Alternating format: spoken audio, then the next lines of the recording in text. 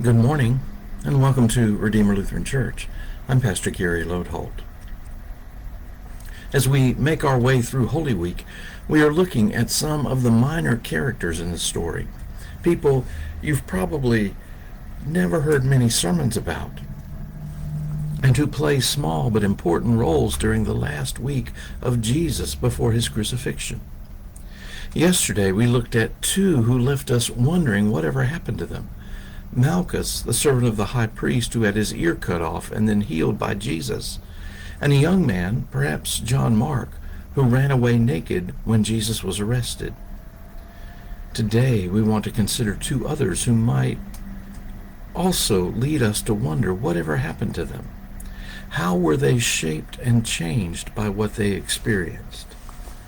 First, today we want to look at Barabbas.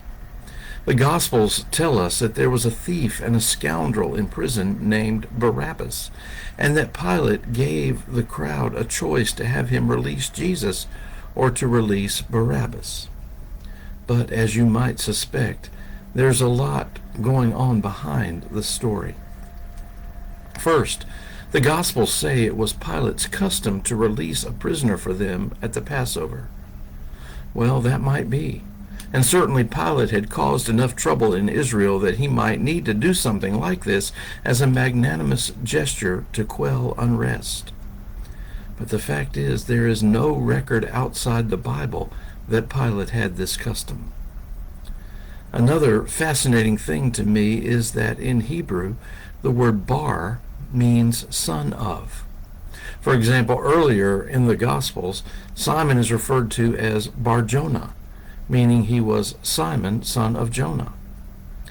When you add to that, the familiar way to speak to your father was to use the word Abba or daddy, you end up with an interesting wordplay, and perhaps the reason Pilate may have given this choice. You see, Barabbas also had a first name, and that name was Jesus. So his full name was Jesus Barabbas, or you might say it, Jesus, Son of the Father. So perhaps Pilate offered the crowd a clever choice. Who do you want me to release for you?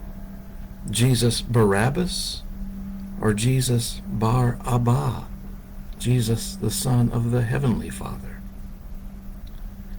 As you know, the crowd had him release Barabbas instead. But still, one must wonder, did Barabbas persist in his scoundrel ways? Did Jesus taking his place change him?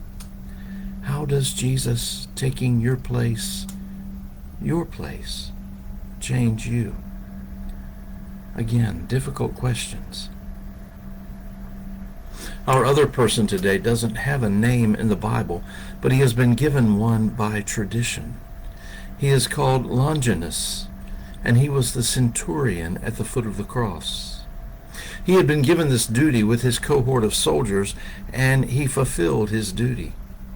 The Gospels are explicit in saying that Longinus saw all the things that happened at Jesus' death on the cross and heard the things Jesus said, including the prayer to forgive those who were killing him. But that's not why Longinus is one of my favorites. You see, in the Gospel of Mark, anytime someone says Jesus is the Son of God, Jesus tells them to be quiet and not say that.